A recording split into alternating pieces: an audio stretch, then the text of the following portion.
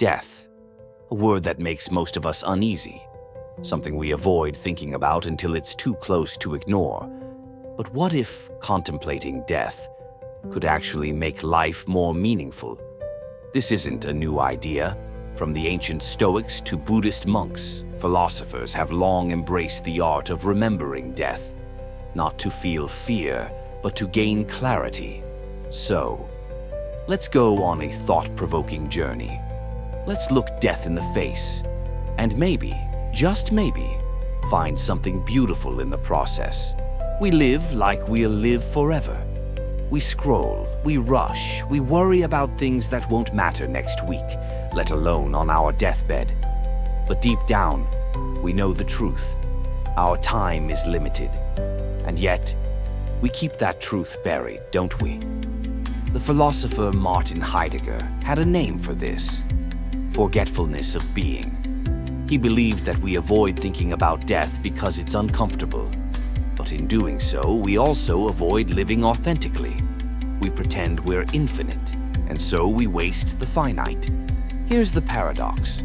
When you truly realize you're going to die, that's when you start to live. The Stoics had a simple practice.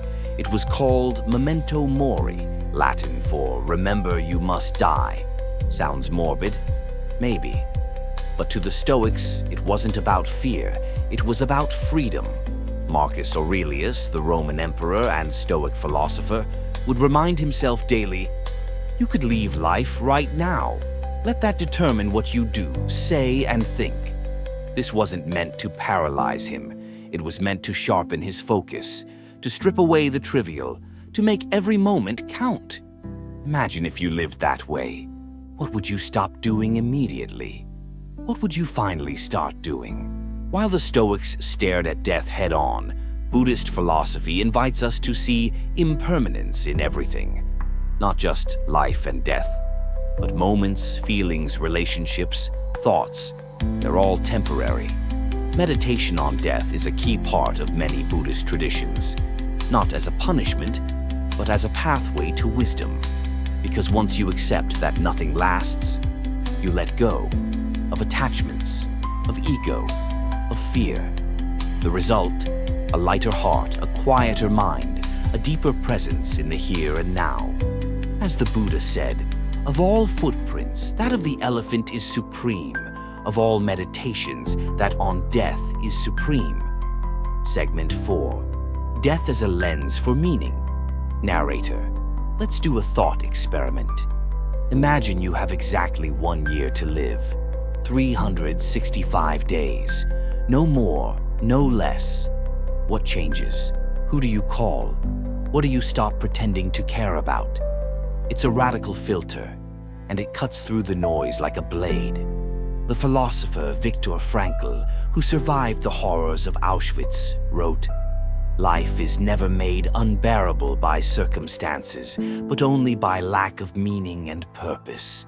Death," he believed, "is what gives life its urgency, its meaning." If we lived forever, would anything really matter? Let's do a thought experiment. Imagine you have exactly 1 year to live, 365 days. No more, no less. What changes? Who do you call? What do you stop pretending to care about? It's a radical filter, and it cuts through the noise like a blade. The philosopher Viktor Frankl, who survived the horrors of Auschwitz, wrote, "Life is never made unbearable by circumstances, but only by lack of meaning and purpose. Death," he believed, "is what gives life its urgency, its meaning." If we lived forever, would anything really matter? Most of us fear death because it feels like the end, an erasure, a blank screen. But consider this. What if death isn't the opposite of life, but part of it, a necessary chapter, not a cancellation? The philosopher Alan Watts once said, "Trying to hold on to life is like trying to grasp water. It slips through your fingers." The solution? Don't cling, flow. And when you stop running from death, you start running toward life. You notice the warmth of sunlight on your skin, the sound of your friends' laughter, The little things, the real things. Death isn't the enemy. Oblivion isn't the villain. Distraction is. The real tragedy isn't that we die, it's that we forget to live. So remember, every second you're alive is borrowed. Every heartbeat is on loan. Don't waste it waiting. Don't waste it worrying. Don't waste it. You don't have forever. And that is what makes life precious. If this message resonated with you, consider subscribing. Not for us, but as a reminder to stay awake, to stay present, to stay alive.